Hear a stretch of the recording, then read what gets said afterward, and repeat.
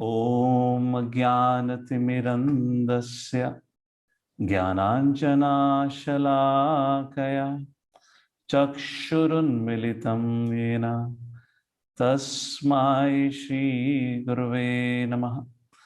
नमो विष्णुपादाय कृष्णपृष्ठाय भूतले श्रीमते Bhaktivedanta स्वामिनिति नामिने।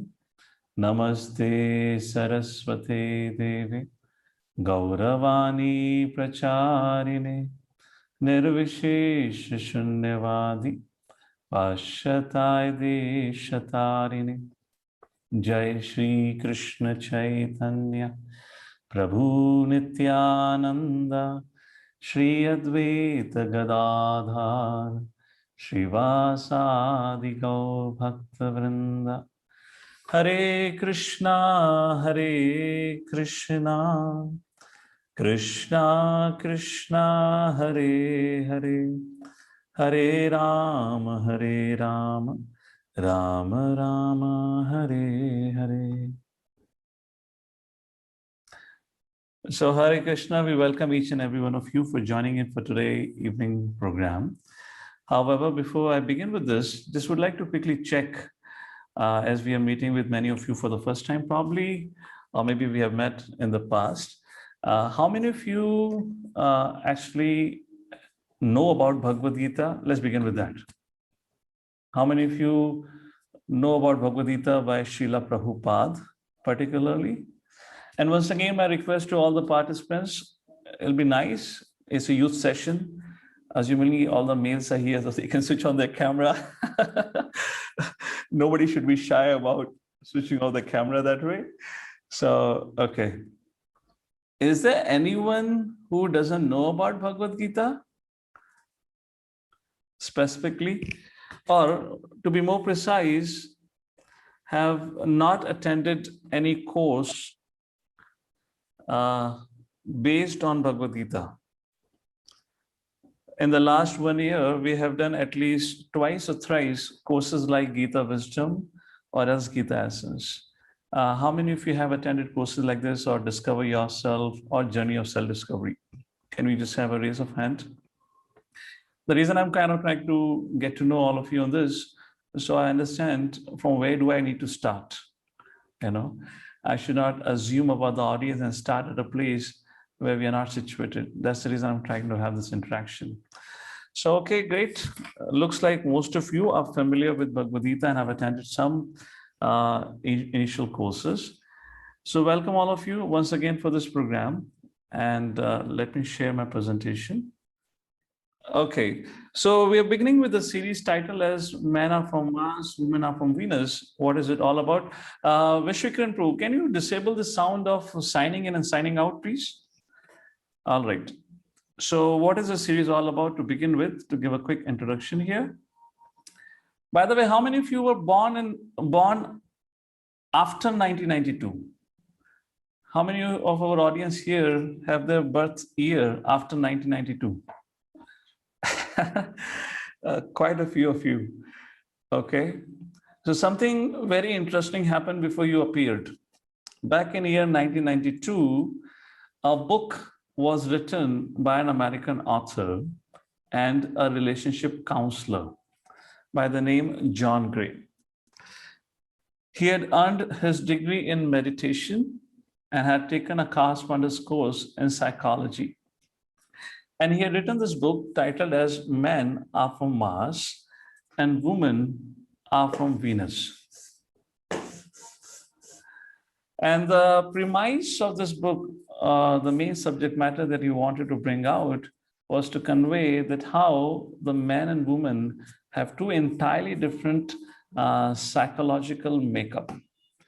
And he exemplified this difference by using the metaphor, men are from Mars and women are from Venus. By the way, anyone here have read this book? Okay. Looks like nobody have read it. So what he meant by men are from Mars and women of Venus is that these two genders, they are quite different. Or in other words, they can really act as alien to each other. What it means by being alien to each other, the one gender often understands one's own needs. For example, a male can understand the male's psychological needs, but not others. And therefore, John Gray, back in 1992, with his revelations and understanding on the psychology of both males and females, he had written this book with an aim to resolve interpersonal conflicts between couples. So as we had announced during the launch of the when we had actually made an announcement about the program, we had made this clear that this is not the subject matter of our course that we are beginning from today. We're not here giving marriage counseling or trying to resolve a conflict between a boyfriend or girlfriend. That's not the objective at all. I hope all of you are clear with it. That's not the objective, but through this subject matter, we wish to introduce and speak about the original social system established by Lord Shri Krishna for the smooth functioning of the world. And due to the absence of this social system and structure, which was started by the Supreme Personality of Godhead, whose knowledge and wisdom is given in the Vedic scriptures, which have been largely ignored today as mythology and whatever reasons, we would see as we progress in the series with the different topics, our modern world has become more and more animalist in its approach towards the life. To begin with, we plan to have 9 sessions, beginning with today's topic, are men and women equal, followed up with second topic titled as social engineering. And then the third topic would be about, so let me just give you a quick brief introduction. So regarding man and woman equal, I know I'm getting into a debatable and controversial subject here. This is one of the greatest propaganda of the current century and also the previous century, that men and women are equal, the equal rights and whatnot. So we're going to raise this question and try to understand, are they equal, yes or no? And the answer is yes. In fact, they are equal, but also no, they're also not equal. What is this? We'll take a look when we begin with the session today. So this will be our introductory session to bring us on this, the subject matter which we wish to cover every weekend. Then followed up with the social engineering, we'll be studying some case studies by some famous sociologists who actually describe how the propaganda mechanism actually have destroyed the culture. We are told we are advancing. In fact, it is not correct. We are not advancing. Let me ask this question to all of you. Let's see what's your understanding. How many of you believe, or how many of you think that the previous generation was far much more peaceful, content, and happy as compared to the current generation? Just a question. Once again, how many of you believe or understand that the previous generation, I'm indicating not to your immediate parents, I'm indicating more to the grandparents, or maybe grandparents, your great-grandparents, that way, they were more peaceful, more content, they had more time for the family, there were more family relationships and affection. How many of you remember back in those days, whenever there used to be a marriage ceremony, the marriage ceremony used to be for 7 days straight? How many had that experience? And the whole family member, the whole family would assemble wherever this event is happening, and the host, which means the bride or the groom side, and they will literally book out the whole society where all the relatives will come and stay for a week. Yes, you remember those good old days? Now these days, marriages happens in 5 minutes in the court, in front of whatever they call the person who actually gives the permission, maybe the lawyer and whatnot. But things then were different. So we're going to talk about the social engineering, how actually we had been manipulated to think in a certain direction. Although we experience the results are reversed. We are not progressing. We are digressing. In other words, the families are not more cohesive, are not becoming more cohesive. The families are not united. Rather, the families are more disunited today. But yet we are made to feel that we are progressing, and that is what the modern culture has to offer. We'll look into the case studies. That was a point here. Followed up with human psychology, we'll get into the subject more of human psychology. What is it? Very important to understand our own nature. When we understand our own nature, we're gonna give you some references from Bhagavad Gita today. Actually, that's the only time we can actually take control on our life. If you don't know who we are, who am I, what's my needs, interests, and concerns, we actually have no control on our life. Our life, or we live our life based on dictations by others. You agree? How many of you had joined whatever engineering, medical college, or BSc, BCom because you saw your friends doing it? Please raise your hand. Because the people around you were doing that, were opting for that profession, were opting for that stream of education, we followed behind. So please, this is going to be a little interactive because that's the only way I can know you are there. When I'm showing a PPT, I only get to see the PPT, nothing else. So please be proactive on giving responses if there is a question, okay? So we'll look into it. I'll explain you this more when we come to it. Then another a controversial subject or debatable topic. Actually, this whole series is all about that. Some controversial things, or you can call it taboo to talk in today's time. Who is leading? Is man leading or a woman leading? Who is the real boss at home? Man or woman? I'm not going precisely, I'm not talking about husband, wife, the mother and father and all that, but raising a question will, again, after describing human psychology, we'll come to the subject matter. Fifth episode would be Vedic versus modern culture, where we have already seen enough and learned about the pitfalls of the modern society. Here in this fifth episode, we'll go more in details of, by the time you come up to the fifth episode, you would have seen a lot of glimpses of the modern culture. And in this fifth episode, we're going to talk about Vedic culture in the context of the subject matter that we are discussing. Then sixth episode would be real beauty. In today's world, beauty means external, you can say if somebody has a fair complexion, sharp features, is generally glorified as a beautiful person. A beauty primarily indicates to a woman that way. So we're going to focus on that subject matter. Where does the beauty lies? The beauty lies on the physical realm, or the beauty lies somewhere else? What is real beauty? What is the definition of real beauty? And how we have been cheated, deceived by social engineering and propaganda,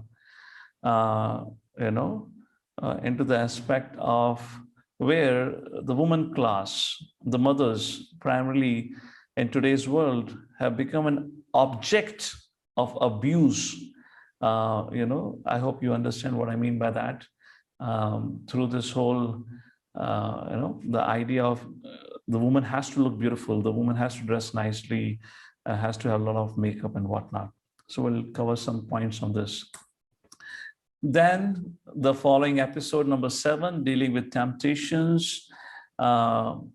Again, the modern culture has given us some evils like pornography, abusive content, many other things like that.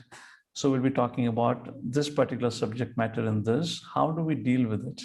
When we already discussed about what is real beauty, what is the truth when we have known, then we'll try to deal with the false, which has been projected to our consciousness again and again in this subject matter. So as I said, dealing with temptations, boyfriend, girlfriend, kind of that whole affairs.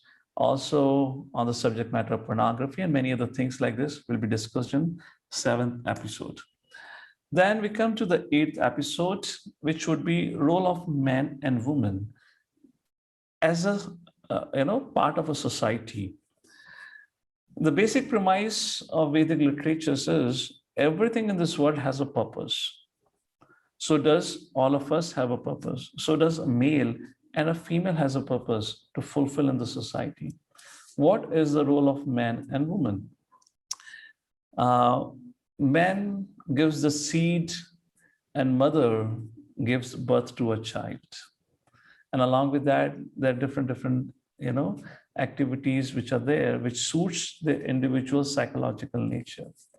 So how is actually society need to be created, or what kind of society should be there? Or to put it in a simple form, what would be an ideal society? And in an ideal society, what precisely would be the role of man and woman? How would they be living? How would they be functioning? Would be the discussion. And we'll be concluding this whole series with another controversial subject or debatable topic, Brahmacharya. What is it? So many things have been written about the subject matter of Brahmacharya, not supporting it, but saying that if somebody practice Brahmacharya, the person becomes crazy. His mind goes, haywire, because he's trying to restrict his natural bodily instinct and bodily need to unite with an opposite sex. I'll give you one simple example. To what level degradation have happened in the society today? Before that, I give an example. Let me just tell you, before Stalin came to power in USSR, what we know as Russia today, that was in 1918. Prior to that, 1918, communist rule began in Russia, the USSR then. There were approximately, somewhere around 80,000 to 1 lakh monks, lifelong monks in the different Christian churches. And similarly, there were hundreds and thousands of nuns. And equally, there were lakhs and lakhs of monastery. According to statistics, there were around 5 lakh plus monasteries like that around USSR. But very soon, within the next 20-25 years, the rule of the communists, which means they don't believe in any religion. Religion means they don't believe in God. Because of that, this whole thing collapsed. Now, fine, we'll discuss about the history also later on. But the point is, what we are told today, that we need to fulfill the basic gross human need, a male need or the woman need. I was giving an example when I was working in America. My boss, my manager, he had a 13-year-old and 14-year-old son, 2 sons, 13-year-old and 14-year-old. So one day he came to me, he knew I'm a spiritualist practicing a spiritual life. He came to me and he said, I'm very worried about my son. I said, why? And I had met his son. They were so nice and decent boys. He said, my son is, eldest son is 14-year-old, my younger son is 13-year-old. I'm so worried about their well-being. I said, Dan, what's the problem? I have met both of them. They're so nice, gentle, and innocent boys. What's the problem? He said, that's the whole problem.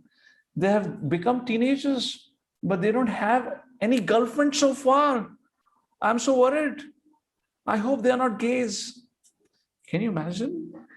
It was such a cultural shock for me. The father is saying, because my son, who is 14-year-old, and the other son, 13-year-old, does not have a girlfriend, he is not holding a hand of a girl and walking around, he thinks he's not doing it because he's attracted to males. Probably he's a gay. Now, have you ever experienced this kind of a thing in your own upbringing? Probably if you had a girlfriend at the age of 14, maybe your father and mother would have really smashed you. How many of you agree you would have got a strong beating from your parents if you had a girlfriend at that age? Yes or no? So this is the whole, if you see, if you look around, the way our culture today, we're trying to follow Western civilization, which is not there. We're trying to follow Western culture. The culture doesn't exist. Can you say there is a culture in animalistic society or in the animal kingdom? There's no culture in animal kingdom. There's only one culture, and that is of instinct. What I feel like, I do it. What I think has to be right. And that is what it is. So Brahmacharya is going to be a very important subject. We're going to talk about what is it and give you scientific evidences from various doctors and talk about the need and the importance of. I am not saying there has to be a lifelong brahmacharya. That is not the objective of the session. But until we get married, until the need of procreation arises, how brahmacharya is so crucial for a man. And actually, this principle of brahmacharya defines the manliness of a man, the basic, part of his existence to begin with. So that's a little introduction to this whole topic that we're going to cover. I do understand there were many mothers who had pinged me, as well as, I don't know who should I call a host, because who I thought was a host themselves were not very clear. So, but some of our devotees had been pinged by many mothers that they also wanted to join this program. So this course has been specifically designed for youths, primarily bachelors between the age of 18 to 27 and 28, because that's the focus. That's the subject matter I'm going to address here. And maybe in future after this, I might do it for congregation. So if in case any mother is still there, then they can join that program when we start later on, because then the subject matter will be a little more different. We're going to talk about women empowerment and many other things that would be specific to your need. So here, this program, once again, is primarily designed for unmarried youths between the age of 18 to 27 or 28. So let's begin our discussion for today. There has been a lot of propaganda that men and women are equal. By the way, before I start with this whole discussion, I quickly want to check how many of you think it is worthwhile your time and attention to attend this kind of a series? Or only I'm talking to my computer and rejoicing? How many of you find it is worthwhile my time and attention? Please raise your hands here. Those of you who have your cameras on. I hope everyone have their camera on. I just switched off the screen. I mean, matter of fact is because you're still here listening to me, which means probably it is of your concern. Otherwise, you would have probably left the forum long ago. Okay. Before I proceed ahead, any questions or any clarification on this? Regarding the time, it will be 7 to 8, followed by questions. If there are any questions, up to 8:30. Today being an introductory session, I might extend beyond 8 and continue up to 8:15, followed up by some, if you have any questions. So before we start, anything anyone wants to clarify? Okay, if not, we'll continue ahead. And let's start with the discussion. So a lot of propaganda is there that men and women are equal. Oops, it just went ahead.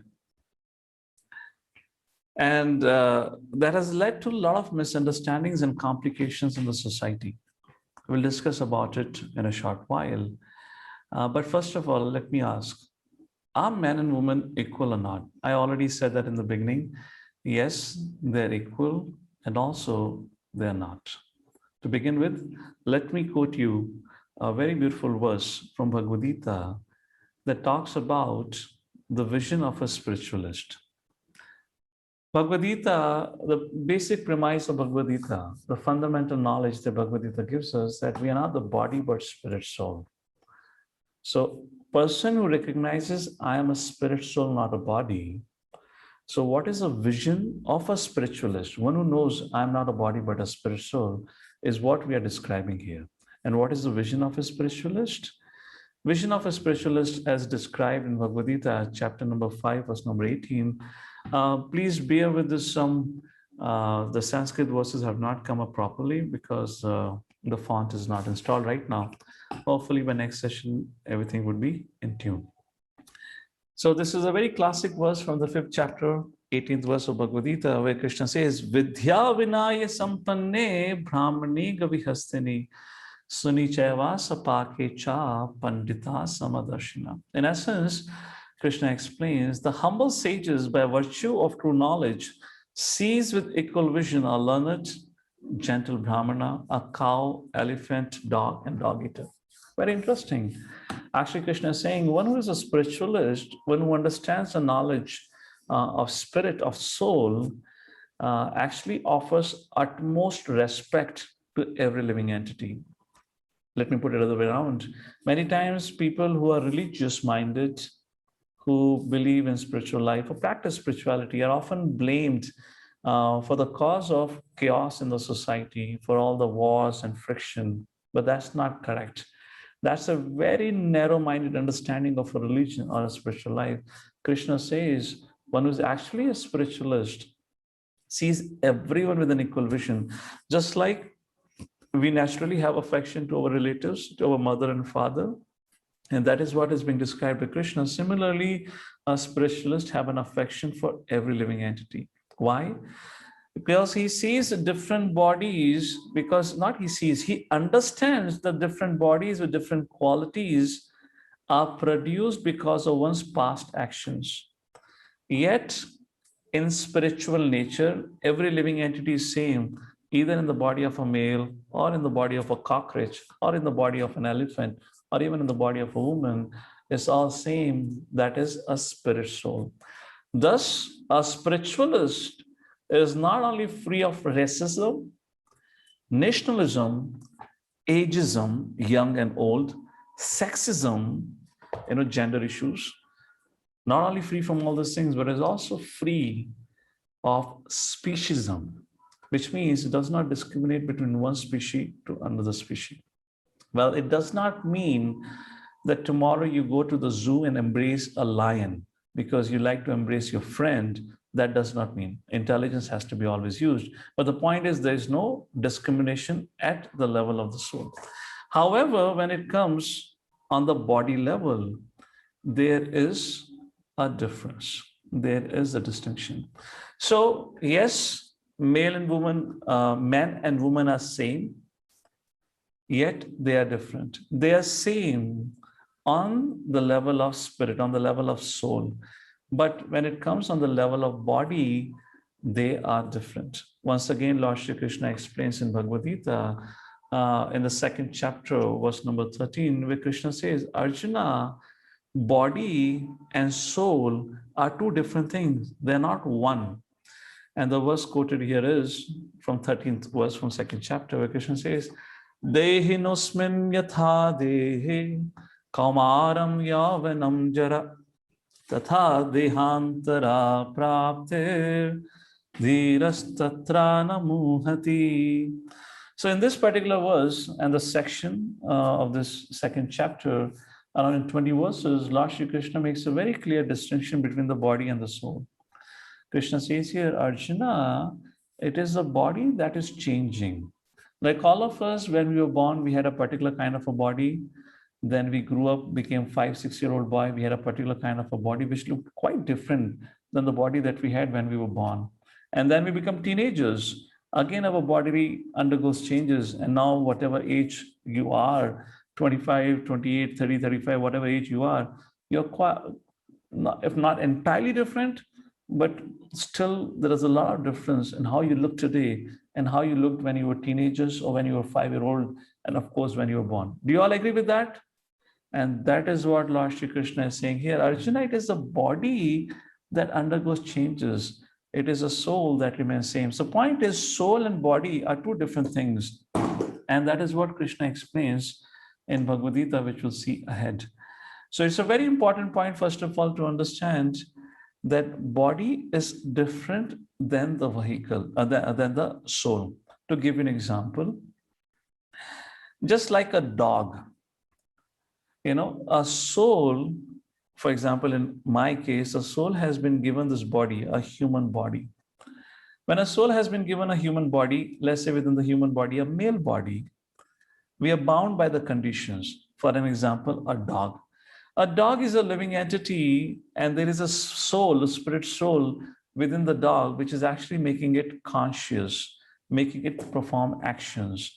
The living entity undergoes 6 changes. There is a birth, there is a growth, there is a byproduct, there is a maintenance involved, then there is an old age, and finally there is death. These are the 6 things that a living entity undergoes. as compared to non-living. Whereas there is non-living, let's talk about my mouse, for example, this computer mouse.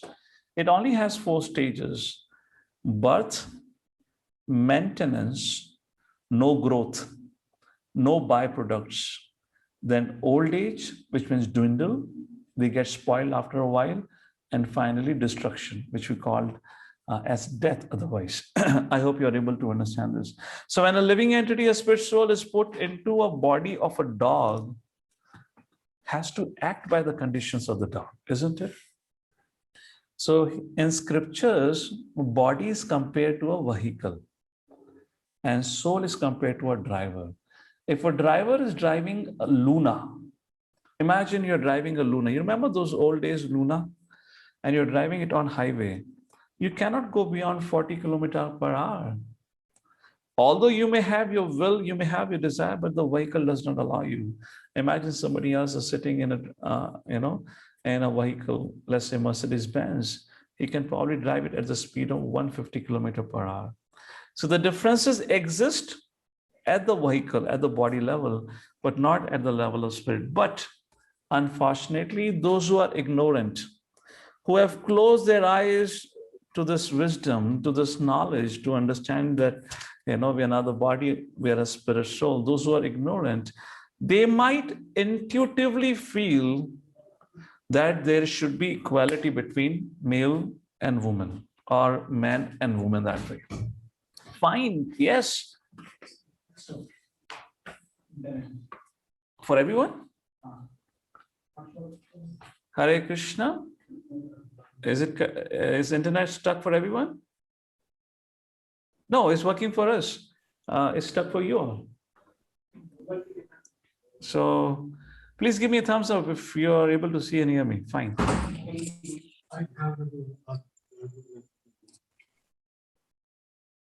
So let's continue. Hare Krishna. Yes. Yes, Guruji. Yeah, it is working. So I was talking about, so those who are ignorant of this science may say that there is equality, or there should be equality between man and woman. They say it because they only have an understanding that we are the body, but not a spirit soul. But when they apply this principle of equality, please pay attention, when they apply this principle of equality on the body or on the bodily platform, which means they're trying to make Luna equal to a Mercedes-Benz. For an example, I'm not saying that male is a Luna, a woman is a Mercedes, or a woman is Luna, and man is Luna, Mercedes. I'm not making that point, but I'm just trying to drive away a message here. When persons say Luna and Mercedes-Benz have to be equal, that is not possible. It only results into domino effect. What is domino effect?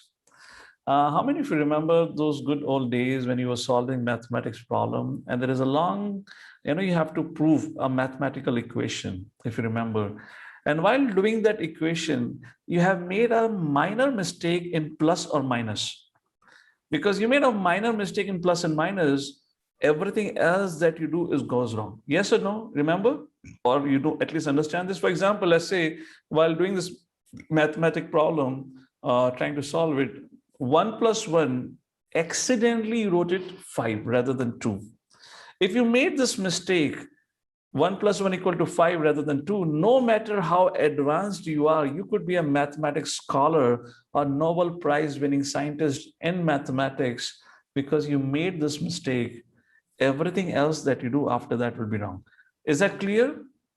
So when a person forces this principle of equality between male and woman, or man and woman on the bodily platform, then whatever happens after that is wrong. Because man and woman are not same at a bodily platform. They are equal or same at a spiritual platform. Because of this misunderstanding where people are artificially trying to draw equality or make man and woman equal or same on the bodily platform, it has led the whole social order in chaos and out of balance. We'll discuss this in the second session called social engineering, but that's a fact of the society. However, a word of caution, when we say on the bodily platform, man and woman are not equal, it does not mean one is better than or one is superior than others.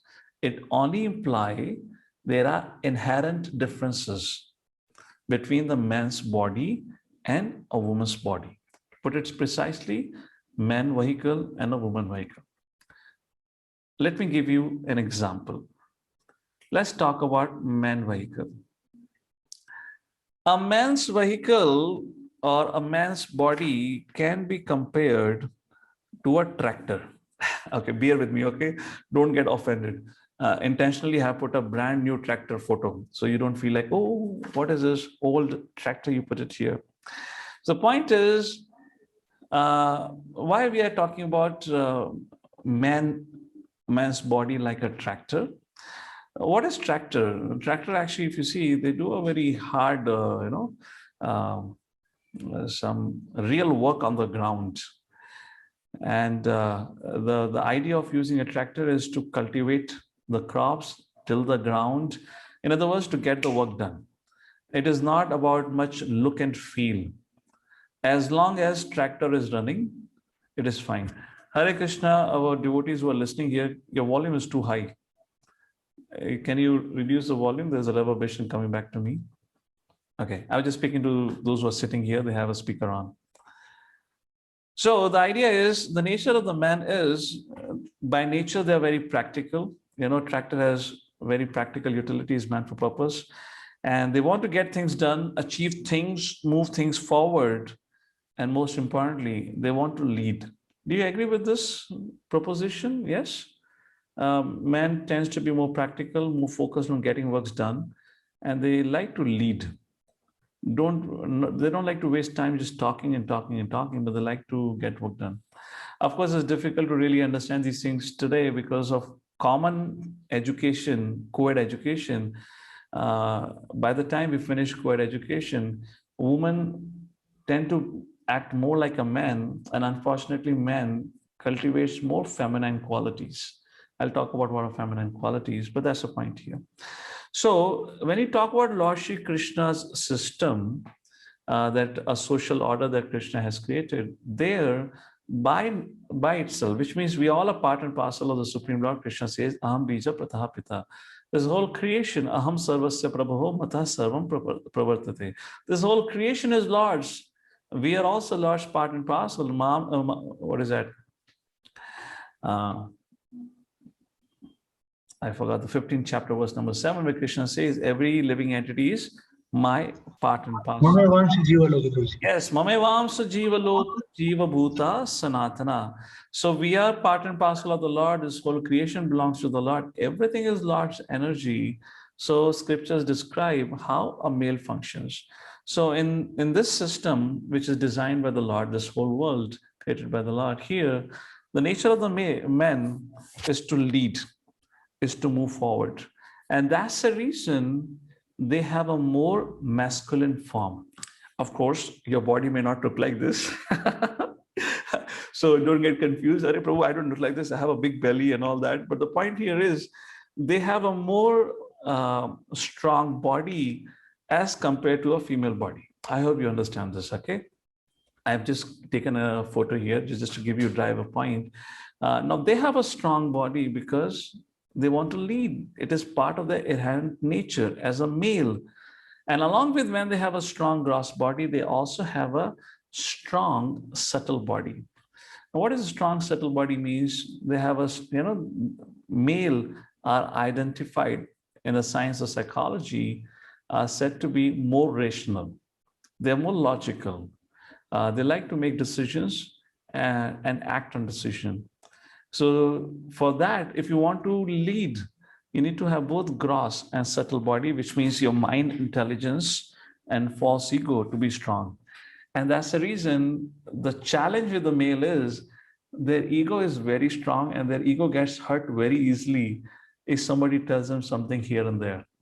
But that is also needed for this male body to lead. So when a person takes a birth in a male body, these are the default conditions by which we come. And it is in our favor to further cultivate this default nature. So we live according to the body vehicle that we have. Now, today's modern education system does not teach any of these things inherent to the male body and the female body. They bring both the male and female together, and they teach you how to, the science of matter. There's no science of psychology taught to us. There's no subject matter which talks about our nature, inherent natures, and all that, because of which we never understand what and how we are supposed to live a life.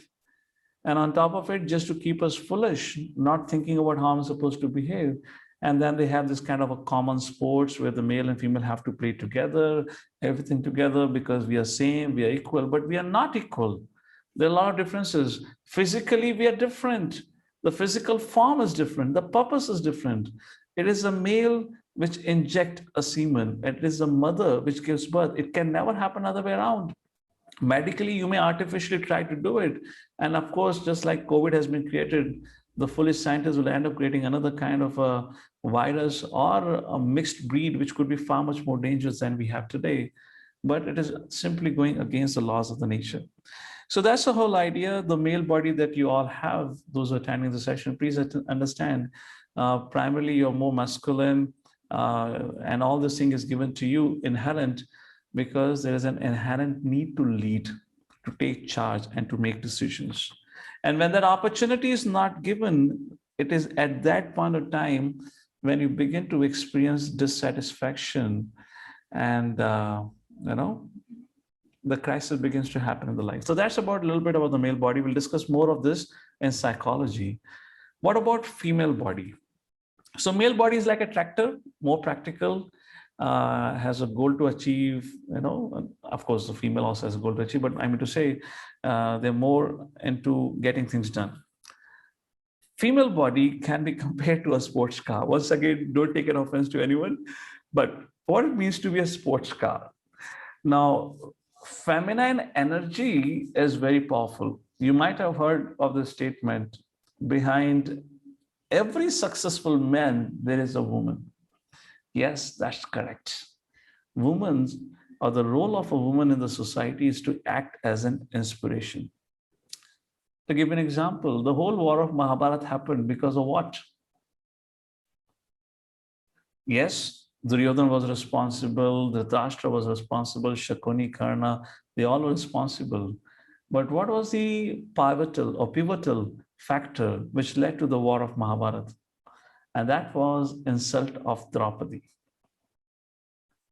And to protect the dignity and to punish the culprits who had actually challenged the dignity of Draupadi, therefore the war took place. Because of course, Kauravas did that mistake. The point is, for Pandavas to engage in the war, the inspiring factor was Draupadi. And that's what happened. I hope you're getting the point here. If that incident would not have happened, probably they would not have gone that far to fight a battle, because Bhima at that point in time only took a vow when Draupadi was insulted, and he said, I would kill all the 100 sons of Dhritarashtra and drink their blood. If Draupadi wasn't insulted, that would not have happened. So feminine energy is far much more powerful. That will not be today's discussion. We'll discuss ahead. Let's talk about why we are comparing this female vehicle with a sports car. Please, if anyone has any question, you can ask. I hope if any mother is attending the program, you hopefully have attended the whole session until now. Otherwise, you will think, what am I talking about? Comparing a female with a car and all that. So sports car, if you see, are a little fleshy and fancy with the decorations and extras. And who doesn't like sports car, isn't it? Men are naturally attracted to sports car. So the point is, the nature of a woman body and the psychology is such, from their childhood, they love to dress themselves very nicely. Again, this is the nature. You have to understand the facts. This is by itself. If you have a sister, had a sister, or, if you've grown up with a sister, you might have seen from their childhood, they have a lot of taste for decorating themselves with different things. That's the reason we compare the male body with a tractor. You don't care much about the body. Of course, I do remember now from the last 2 decades, you have men's salon, you have a fair and lovely cream for the men. Those who have a dark complexion, they can apply the cream and become fair. So this is all, what to say. People have really lost a sense of who am I and what am I supposed to do in my life. That's the reason, because this artificial sense of bringing equality between men and women. Women are wearing jeans and men are doing makeup. That's the reason how things have got changed. So in Lord Shri Krishna's system, we talked about men. Their dharma is to lead, is to protect, like Lord Ram. What was the whole, the cause of war between Lord Ram and Ravana? It was again Mother Sita. Mother Sita was an inspiring factor for Lord Ram to attack Lanka and fight. And Lord Ram did this. See, Hanumanji had went, very interesting if you note, Hanumanji had went and found Mother Sita. Yes, you all would be aware of it. And Hanumanji actually said, Mother Sita, I can take you right now back to Lord Ram. And Mother Sita had been away from Lord Ram for so long. It was a brilliant proposal. She had been traumatized under the rule of Ravana. And every day she was threatened by Ravana. If she does not surrender to Ravana's will, he will come and eat her alive, because he was a demon, man-eater demon. Yet Mother Sita did not agree. Mother Sita said, no. If I go with you, then my husband, Lord Ram, will miss out on getting the credit of defeating Ravana and punishing Ravana of kidnapping me. Because if I go back to Lord Ram, then Lord Ram might think, okay, I've got Sita, I don't need to punish Ravana. But that will reduce his reputation, because the nature of the man is to lead. Knowing that, she said, no, I would like Lord Ram to come, punish and defeat Ravana, and then I go back. That would be for his reputation. So coming back again to the subject of woman, according to Lord Shri Krishna's system, what is the role of a man is to lead. What is the main role of woman? Is to take care and to raise a children. Hare Krishna. Motherhood, which is glorified in our scriptures like anything. All of us are here because of our own mothers. Mother underwent the sacrifice to hold each one of us, our respective mothers, in their womb for 9 months. And then they gave the birth. And then they took care of us. How many of you agree our mothers were more affectionate to us than our father? Please say yes or no. Mothers showed more affection and more love and care as compared to father. If he came back late from school or college, it would be mother would be waiting for us. What about your food? How many times actually have you experienced when you talk to your mother and father? Your mother would always ask you, "Beta, tune kya khaya? Lunch ढंग से लिया नहीं लिया? Dinner में क्या खाया?" Very rare father would ask such kind of question. Yes or no? Generally father don't have that kind of a chain of thoughts, but mothers generally have this kind of chain of thoughts. So motherhood, according to Lord Shri Krishna's divine system that we have, their major role in the society is to bear and to raise and to be a very good caregiver. Along with that, we already discussed, and also to be an auspicious source of energy and inspiration to men. Like that. This is what Srila Prabhupada describes in one of his purports about the responsibility and duty of men. And why they're able to do it? As I said, they act as an inspiration. And why they're able to do it far better than the men. Once again, we're talking about the vehicle, the features of vehicle. Because, as we said, men by nature are more rational, more logical. They always think in gain and loss. But mothers are more emotional. The emotional quotient is far higher in mothers, because of which they are far better caregiver. If somebody has to be caregiver, cannot be a rational person, has to be a person who values emotion, and accordingly a care can be given. And that's the reason Srila Prabhupada writes a very beautiful purport in third canto, chapter number 23, verse number 2. Prabhupada says, a man's psychology and woman's psychology are different, as constituted by bodily frame.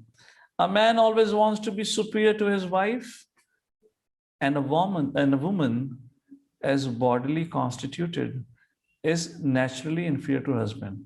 See, this is being discussed in a context of a body. Once again, please make note, don't get confused. Thus, the natural instinct is that the husband wants to post himself as superior to the wife, and Prabhupada says this must be observed. Because when let's say husband, wife, although I don't want to get into the subject, but to give a comment here, we discussed before, man has a very strong false ego and can get hurt very easily, particularly if he thinks someone is subordinate to me. And if that subordinate criticizes or speaks loudly, then the man ego gets hurt very easily. And that is why there is so much conflict in the society, not understanding how different vehicles have to be handled and how they have to be given their own space to allow to act as their inherent nature. So is it right to distinguish? A question can be asked. Why do we need to distinguish between the male and female body? Why we have to talk about the male wants to dominate and lead? Mothers, they are more emotional, so they are very good in caregiving. Why? Why can't we, through the means of our education, bring them on both on the same level, where the woman can also become rational and the man can become far better caregiver? The point is, Omni would always be Omni, and Maruti Zen would always be Zen. The Omni, by its constituent and construction, would act in a certain manner, would run at a certain speed, and similarly Zen, or let's say a Luna or Mercedes-Benz, would act differently. We cannot change it. But the problem occurs when we very strongly identify with the body that we have, then the problem occurs, which means when we identify very strongly with the vehicle, thinking that I am the vehicle, then it feels like when we say that this vehicle is inferior in this context, then this person feels, oh, my ego is hurt. They're calling me inferior. So as you remember, I said on a body level, there is a difference. Not to say that somebody is inferior and superior, but there is a difference. Both men and women are meant to perform different set of actions. And to understand what vehicle I am in, its natures, qualities, and purpose is actually a sign of intelligence. Therefore, to conclude the first part of discussion today here, it is very important to know what kind of vehicle I'm sitting in. And to understand that is called intelligence. We compared a male body to a tractor, which wants to lead, perform some fruitful action, whereas a female body was compared to a fleshy car, like what we have here, because they like, to attract and to inspire. That was a point here. Therefore, Lord Shri Krishna in Bhagavad Gita, chapter 18, verse number 47, Lord Shri Krishna says, just one quick second. Shreyasa dharma vigunaha paradharma su anusthitat svabhavanyatam karma kurvan napnoti kilvisham. Krishna says it is better to engage in one's own occupation, even though one may perform it imperfectly, than to accept another's occupation, perform it perfectly. Duties prescribed according to one's nature are never affected by sinful reactions. So the point is, Lord Shri Krishna's system is such that even though the activities and the purpose that you are meant to fulfill, even if we do some mistakes there, Lord Shri Krishna says, for the larger good of the society and for the social harmony, it is better you do your work, maybe not that as efficient as you could do another man's job.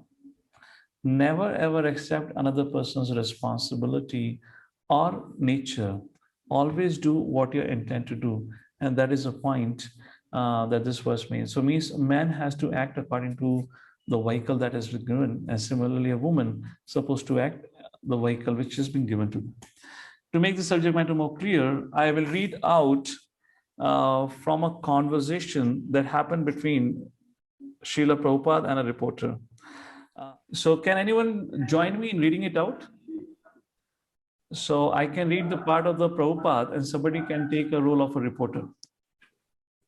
What Vishnu, you can advice start. What advice do you have to women who do not want to be subordinate to men? It is not my advice, but it is the advice of the Vedic knowledge that women should be chaste and faithful to men. What should we do in the United States? We are trying to make a woman equal with men. I am not trying. You are not already not equal with the man, because in so many respects your functions are different and men's functions are different. Why do you say artificially they're equal? As I told you that the husband and wife, the wife has to become pregnant, not the husband. How can you change this? Both the husband and wife will be pregnant. Is it possible? Is it possible? No, it is not. Then by nature, one has to function differently from the other. But why does this mean? So how you can change? Why does this mean that women have to be subordinate? Yes. Just because they bear children and men can't? Well, by nature, as soon as you get children, you require support from the husband. Otherwise, you are in difficulty, isn't it? Many women have children and have no support from husbands. They have no husband.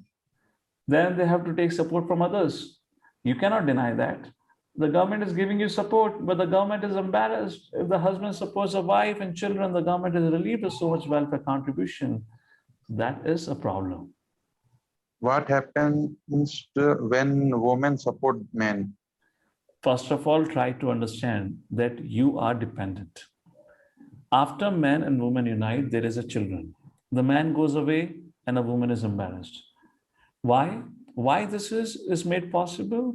A man and woman unites, the woman becomes pregnant, the husband goes away, the poor woman is embarrassed with the child. She has to beg from the government. So do you think it is a very nice thing?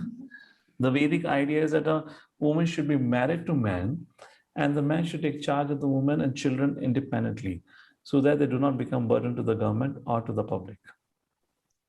Do you think the social unrest? I am thinking like this. You give me the answer. Simply you go on questioning. I question you. Do you think the burden to the government or the public is good? I don't understand what you are saying. Do you think that the burden caused when the husband goes away from the wife, that burden to the government is good? No.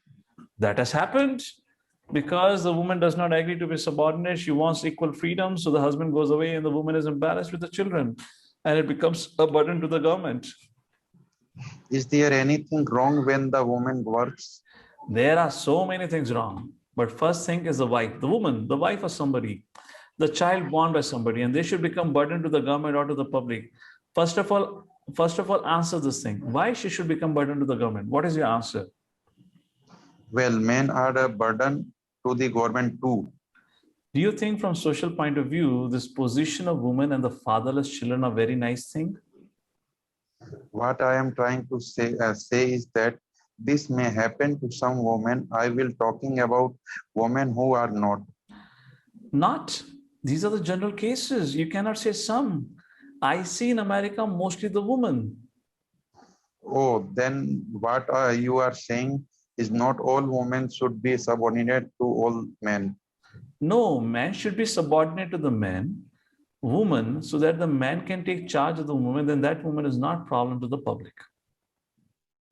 Is it true for all women and all men? That is the nature. You take even the dogs, they also take care of their children. The tigers, they take care of the children. So in the human society, if the mother becomes pregnant and the man goes away, she's embarrassed. She has to beg from the government. That is not a very good situation. What about women who do not have children? Well, that is another unnatural thing. Okay, I just want to give a little purport here. Please understand, this is a conversation happening back in 1960s, when on the name of women liberation movement, the marriage rate in America had depleted to such an extent where men and women were uniting freely without going through this whole culture of getting married. There were, this unnatural act of procreation, the unnatural sex was being done, which means using condoms and all whatnot. That is what it is being discussed here right now. And in those days at that time, some of you may be wondering what's going on here. This is the hippie era of the 60s, where the situation of the society was very, very pathetic. It does not mean it has improved today. It has worsened. And I'll give you evidences next time. So that is another unnatural thing, which means now they're uniting, but they're not giving birth. Sometimes they use contraceptives, they kill children, abortion. This is not very good. These are sinful activities. These are sinful activities to kill child in the womb and take shelter of abortion. These are all sinful activities. One has to suffer for that. Is the social unrest in this country caused because? Yes, because they do not know that.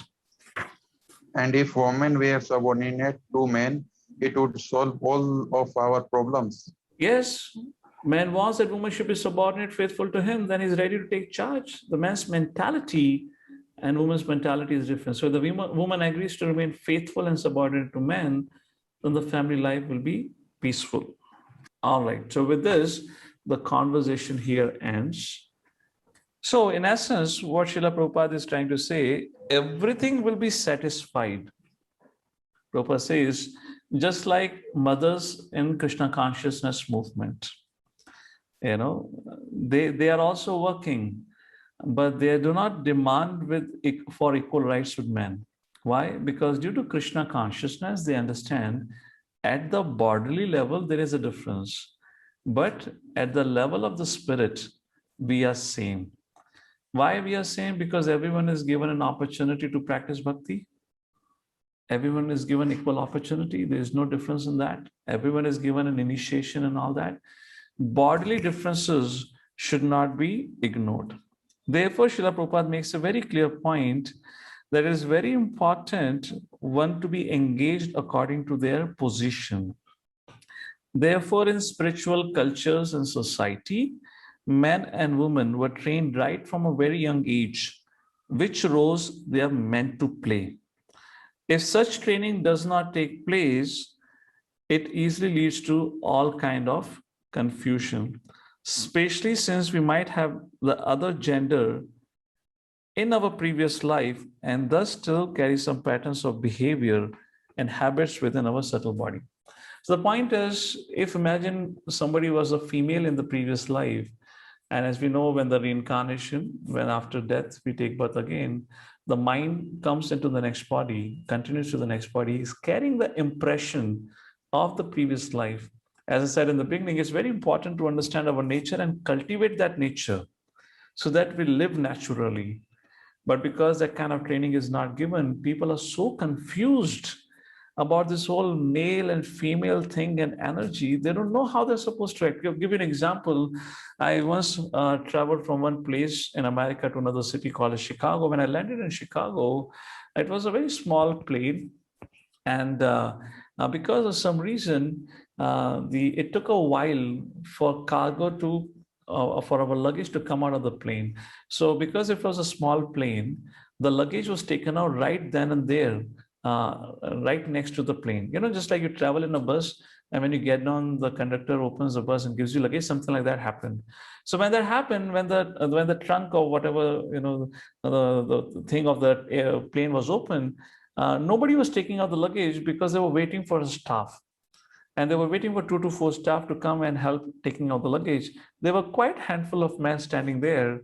And suddenly an old woman climbed down the staircase, which means climbed down from the plane and came down.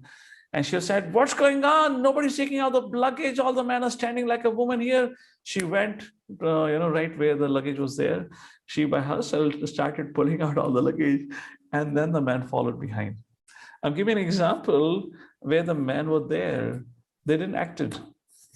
And there's a mother who took a lead and took out all the luggage. So if we are not given a training properly according to which vehicle we are, it leads to this kind of contradiction and confusion arises. Coming to the last part of our discussion for today, when we have a different vehicles, it also means there's going to be a different set of traffic rules. Yes or no?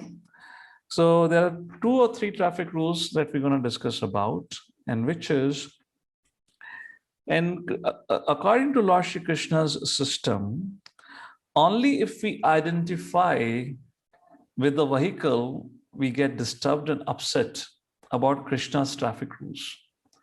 When a woman thinks, oh, man is allowed to be in front, but I'm not to be in front, that's not fair. And it is all because of not understanding that we are a spirit soul and we have been temporarily put into this vehicle. There should not be some inconvenience because of it. But if we understand that we are in a male vehicle and female vehicle, and accordingly, there is a different set of traffic rule, then we'll not get agitated. Yes, making sense? Just like somebody is driving a four-wheeler and somebody is driving a bicycle, there are different set of rules. I don't think so for bicycle, there is any signal. Somebody who's driving a bicycle can easily cross through. So that's the point here. So rule number 1.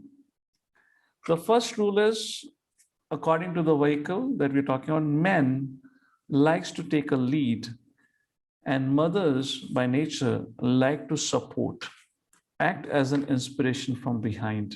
And there should not be any inconvenience about it. That's the first thing. Second thing, why actually, what's the psychology behind it? Where man is generally, the king would be a man. Any leading position in the society before was led by a man. The reason is because if the mothers are put into a public place, then actually it really causes agitation to the minds of a man. I will discuss about this aspect in a future session. But if we talk about a man, their weakest spot is their eyes. They become very easily agitated through the eyes. Think about it. If a beautiful woman walks by, your eyes become so restless that you want to scan her from top to bottom. Yes or no? And for a woman, equally, her weakness is ears. These are inherent weaknesses in the vehicles. They get very easily tempted by sound, and men get very easily tempted by ears or by the eyes. That's the reason in a leading position, man is kept so that there is a sanctity of mind is maintained. That's the idea about it. Second thing, if the man is allowed to take lead, then it inspires them to act accordingly, which actually becomes a purifying factor for them, and then it kind of harmonizes the society, and the society cohesively grows like that. So when we talk about, as I said, the subject matter is not only about male and female relationship here, but the subject matter is actually to understand who we are as a spirit soul and identify and realize this aspect, which means through the practice of spiritual life. So for our spiritual life, it really doesn't matter which body we are, either male or female body. What matters is to understand what responsibilities we have and how to act. And the same principle can be applied in our other responsibilities in personal or a professional life like that. In other words, the traffic rules between man and woman have to be applied with respect. Men, knowing this fact, should not use the traffic rules in a disrespectful way towards women, saying that, I learned today man likes to take a lead, so I should lead, and the women have to be subordinate. That's not the idea. It should be done in a respectful manner. Now, why there are different sets of body, why you have got a male body and why somebody else has got a female body, the idea is simple. Lord Shri Krishna says, not Lord Shri Krishna, this is a verse spoken by Kapila Muni, which comes in third canto of Srimad Bhagavatam, where it is explained, Karmana deva naitrina jantu dehopapatte striya pravishta udaram pumsarita kanashraya. Lord Kapila says, under the supervision of the Supreme Lord and according to the result of our past work, the living entity, the soul, is made to enter the womb of a woman through the particle of a male semen to assume a particular type of a body. So all of you and all of us who have a male body here is given to us. By the way, anyone here chose a male body? Before you appeared, you were given a voting right. What body you want, male or female? Or the third option to choose from? Anyone here was given an option to choose the parents? So this is the verse actually talks about how we get it. Karmana deva netrena. So it all happens based on what kind of actions we have performed in previous life. Accordingly, we cultivate desires. So our desires creates a template for us, template of our next life. And that is what is being explained. And then a man, when he puts a drop of semen in the womb of a mother, then that living entity develops or assumes a particular kind of a body. So after all, it really doesn't matter we are a man or a woman, according to the spiritual perspective. Why? Because at the end of the day, we are spiritual beings undergoing a bodily experience. Only those who are caught up with this bodily identity, I am a body alone, that is where this whole exploitation and unreasonable expectations are created, where they artificially try to bring about a harmony or equality in two different set of vehicles, which does not help the society. In fact, it creates chaos. When we meet next time, we'll talk about this subject matter. How this equality propaganda actually has not helped us to grow as a society, actually has created many, many social evils. It has destroyed the society. And then you make your decision. What is right? What Lord Shri Krishna describes about his system in Bhagavad Gita. At spiritual level, we are same, but at body level, we are different. Or else what the modern people say, that we have to try our best, artificially, superficially, whatnot, try to make man and woman equal in all regards.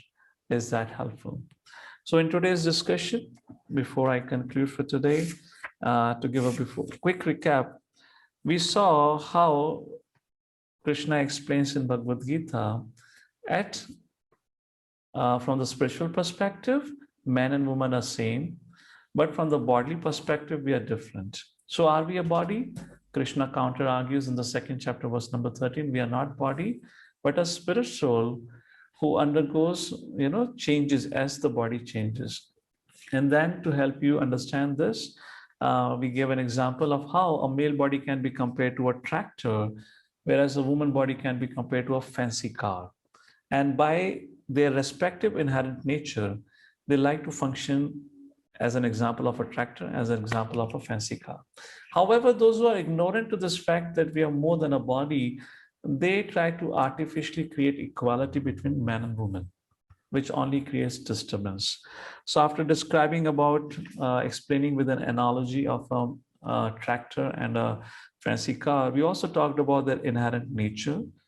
Man likes to lead, has a strong physical body and strong subtle body, and has a rational thinking, whereas a woman has a more gentle and a tender physical form.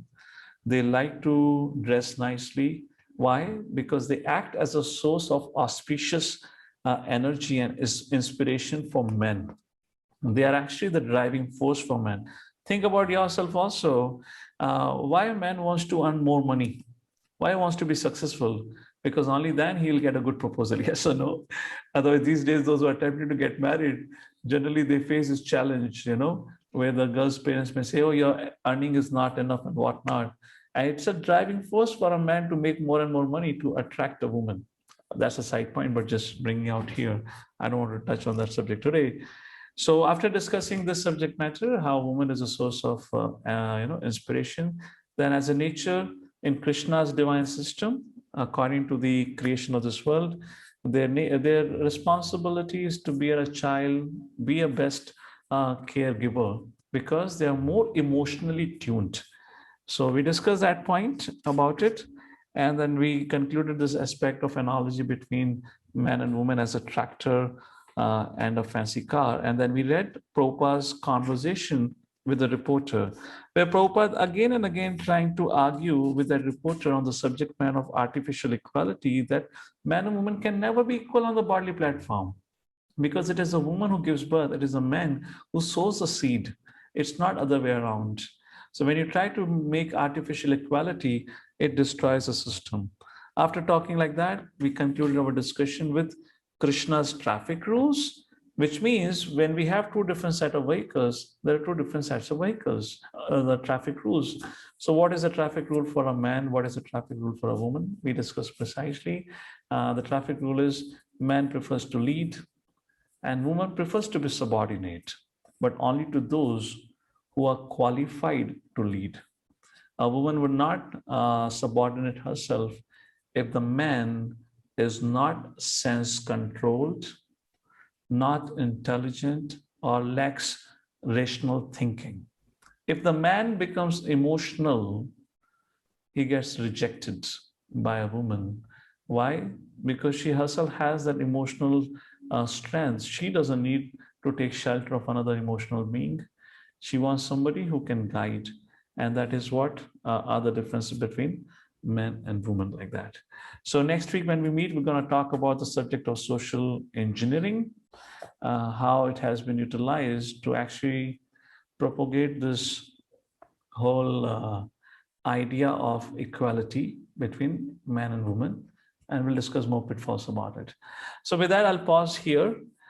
Thank you for your attention. Sorry, I didn't realize we went 10 minutes overboard. So we'll pause here. Hare Krishna. Any quick one or two questions? Is it making sense?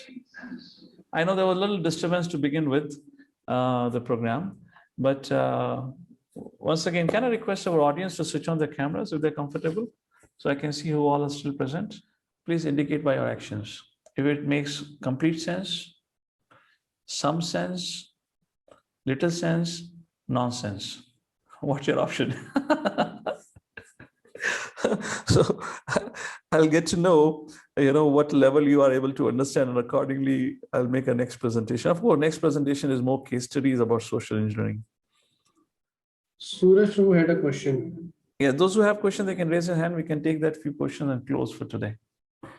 Hello Prabhu ji, Hare Krishna. कौन बोल रहे हैं? सूरज बोल रहा हूँ प्रभु जी। प्रभु जी, my question is, I want to just understood that discrimination over the body, and you can I speak in English and Hindi, Prabhu ji, mix? Hindi में बात करिए आप, मराठी मत बोलना बस। हाँ, ये सीखा नहीं है प्रभु जी। नहीं, मुझे यस प्रभु जी। तो I just want to understand that when we discriminate, that discrimination over that qualities, responsibilities and emotions in men and women, that's I not understood how। जब बॉडी पे हम डिस्क्रिमिनेट करते हैं तो वो इजी जाता है समझने के लिए, लेकिन जब इमोशंस और क्वालिटीज एंड रिस्पॉन्सिबिलिटी में जब डिस्क्रिमिनेट करते हैं जेंडर में, तो वो मुझे थोड़ा सा समझ नहीं आ रहा है। और जब मदरहुड बोलते हैं, मतलब मदरहुड जो प्रेगनेंसी है वो तो नेचुरल इनहेरेंट है, लेकिन बाय मदरिंग ये जो है, ये तो इमोशंस है ना, ये थोड़ा मिक्स हो सकता है, कुछ मेन में वुमेन्स का प्रोपोर्शन हो सकता है, ऐसा मुझे लगता है। तो वो मुझे थोड़ा समझ में नहीं आया, मिक्सअप हो सकता है मेन वुमेन। करेक्ट सूरज प्रभु जो पूछ रहे हैं, यस करेक्ट सूरज, जो मैंने आपके संग आज डिस्कशन करा, we discuss about ideal nature.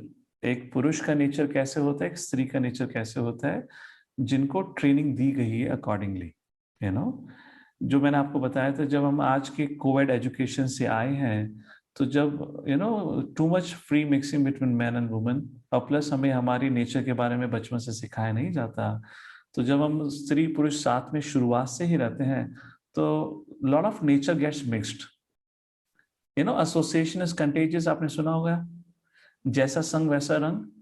तो जब आप इस प्रकार से संग लेते हैं तो उसका रंग हम पर चढ़ता है।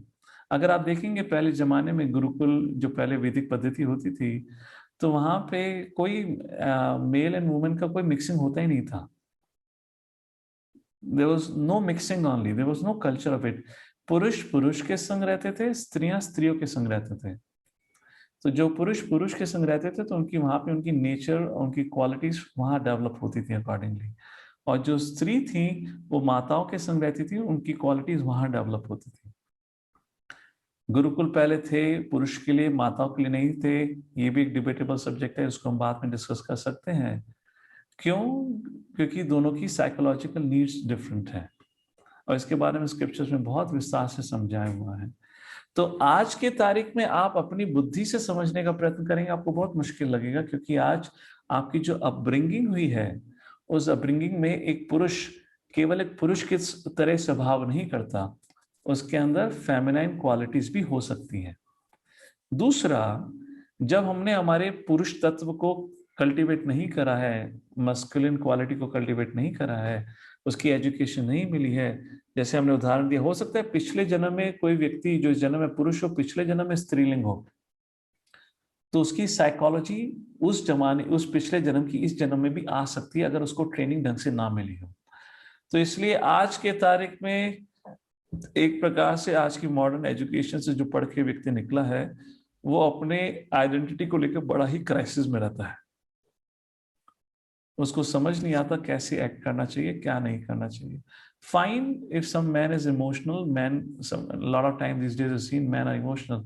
Actually man are not supposed to be emotional, man are supposed to be rational. And I will give you one point. अगर आपको अपने जीवन में डिसीजंस लेने हैं, केवल डिसीजंस रेशनल प्लेटफॉर्म पे लिए जा सकते हैं, ना कि इमोशनल प्लेटफॉर्म पे। Rational platform means facts, logic. Emotion means मेरा क्या है, आपका क्या है, मेरे हित का क्या होगा, उसके हित का क्या होगा, lot of give and take. मैं अगर ऐसा करूंगा तो उसको संग क्या होगा, क्या नहीं होगा, ऐसे डिसीजंस नहीं लिए जाते। जैसे कि द्रौपदी, जब अश्वत्थामा ने द्रौपदी के 5 पुत्रों की हत्या करी थी, द्रौपदी ने बोला था कि मैं शांत नहीं रहूंगी जब तक मेरे पुत्रों के खूनी को पकड़ के लाया जाए। अर्जुन कृष्ण के संग रथ पर बैठ के दौड़ते हुए गए, अश्वत्थामा को पकड़ के लेकर आए, और वेरी क्लियर था कि अश्वत्थामा को मृत्युदंड मिलना चाहिए, क्योंकि उसने युद्ध में नहीं मारा, उसमें सोते हुए निहत्ते क्षत्रियों का वध करा है, जो बहुत बड़ा पाप था। तो when Arjun brought Ashwatthama in front of Draupadi, suddenly Draupadi emotional हो जाती है, और द्रौपदी क्या कहती हैं, अरे नहीं, ये हमारे गुरु का पुत्र है, द्रोणाचार्य है, जिनकी ऑलरेडी युद्ध में मृत्यु हो चुकी है, तो मैं नहीं चाहती कृपी, जो अश्वत्थामा की मां है, वो अपने बेटे को भी खो दे, तो इसलिए मैं चाहती हूं कि आप अश्वत्थामा को माफ कर दीजिए। भीमा बोला, अरे ऐसा मत करो, जो सांप होता है हमेशा सांप ही रहता है, अभी डसा है दोबारा डसेगा। द्रौपदी सुनने को तैयार नहीं थी, और अश्वत्थामा दोबारा डसता है। अश्वत्थामा फिर ब्रह्मास्त्र छोड़ता है अभिमन्यु की पत्नी उत्तरा की गर्भ की तरफ। समझे ना पॉइंट? इमोशन से कैरी आउट के डिसीजन लिया जाए, 99% विल बी रॉन्ग। तो रेशनल थिंकिंग, तो पुरुष को इज इंपॉर्टेंट वो रेशनल थिंकिंग कल्टीवेट करे। और रेशनल थिंकिंग कहां से आती है? रेशनल थिंकिंग का मतलब है right sense of discrimination, and the discrimination is a function of intelligence. तो पुरुष को आवश्यक है वो अपनी इंटेलिजेंस को कल्टीवेट करे। इंटेलिजेंस कैसे कल्टीवेट करी जाती है, कैसे शार्पन किया जाता है? थ्रू द स्टडी ऑफ वैदिक स्क्रिप्चर्स। इसलिए गुरुकुल में शास्त्रों का अध्ययन कराया जाता था पुरुष को, ताकि उसको नीति ज्ञान हो, धर्म का ज्ञान हो। Of course this kind of education was there for the mother also, माताओं के लिए भी थी, पर वो एजुकेशन उनको उनकी माताओं के द्वारा दी जाती थी। पर्टिकुलरली उनको उनकी इमोशनल क्वालिटी को कल्टीवेट किया जाता था। और जब रेशनल इमोशनल व्यक्ति दोनों साथ में आते हैं तब देयर इज अ हार्मनी। क्योंकि अगर एक रेशनल व्यक्ति होगा तो हो सकता है बड़ा हार्श डिसीजन ले सकता है, हाँ या ना, क्योंकि वो दूसरों की इमोशन की चिंता ही नहीं करेगा। बट वही रेशनल व्यक्ति when he supported by rightly trained emotional person, तो जब वो डिसीजन दोनों की तरफ से बनकर आता है वो सही भी होता है और सबके भले के लिए भी होता है। And that was how the वैदिक ट्रेनिंग वाज बिफोर। प्रभु जी, मेरा ये क्वेश्चन है कि जो हमारा वर्ना सिस्टम है उसमें वो किस पर बेस्ड था, बर्थ पर या फिर हमारा जो मेरिट है, साइको फिजिकल साइको नेचर है उस पर गुणा बेस्ड? एंड कर्म, आपके पिछले जन्मों में किस प्रकार से आपने कर्म करें उसी प्रकार आपकी चेतना डेवलप होती थी, उसी चेतना के अनुसार आपको अगला जन्म प्राप्त होता था, क्षत्रिय कुल, ब्राह्मण कुल, वैश्य कुल, शूद्र कुल में। और फिर आपको उस कुल में जन्म होने के बाद आप अपना जीवन कैसे व्यतीत करते हैं उसके अनुसार आपको ब्राह्मण, क्षत्रिय, वैश्य, शूद्र बोला जाता है। जैसे कि अश्वत्थामा ब्राह्मण कुल में जन्मा, पर उसके जो लक्षण थे वो ब्राह्मण जैसे नहीं थे। उसके लिए कृष्ण ने उसको सजा दी, दंड दिया कि ब्राह्मण इस प्रकार से कृत्य नहीं करता जैसे अश्वत्थामा ने पाप कर्म करे थे, तो उसको ब्राह्मण नहीं बोला जाता।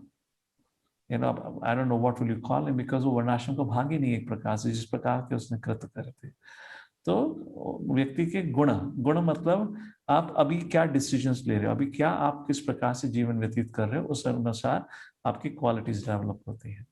जैसे कि किसी बच्चे का जन्म डॉक्टर के घर में हुआ है, इसका मतलब थोड़ा उसको भी सर्जरी करनी आती है ना।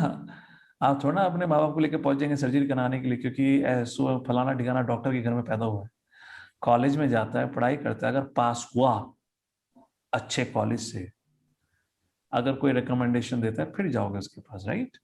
इस प्रकार कोई ब्राह्मण कुल में जन्मा है मतलब नहीं है ब्राह्मण है। बट जैसे एक बच्चा डॉक्टर के घर में जन्म लेता है तो उसके पास बहुत अच्छी अपॉर्चुनिटी होती है भविष्य में डॉक्टर बनने की। क्यों? क्योंकि वो एनवायरनमेंट कंड्यूसिव होता है, बचपन से माँ बाप से सीखता आता है मेडिकल फील्ड के बारे में, हाँ या ना। सिमिलरली कोई ब्राह्मण कुल में जन्मा है तो उसके लिए बहुत कंड्यूसिव है ब्राह्मण बनना, पर अल्टीमेटली वो क्या डिसीजंस लेता है, कैसे जीवन व्यतीत करता है, उसके अनुसार वो ब्राह्मण, क्षत्रिय, वैश्य कहलाता है। तो इसी के साथ आप सभी का बहुत बहुत धन्यवाद। आज काफी समय हो चुका है। अगली बार से हम लोग समय के अनुसार सत्र को रखेंगे 7 to 8:30 एट मैक्स। 7 to 8 हमारा डिस्कशन रहेगा, उसके बाद आखिरी 30 मिनट में हम लोग प्रश्न उत्तर करने का प्रयत्न करेंगे। So hope to see you next week. Thank you so much.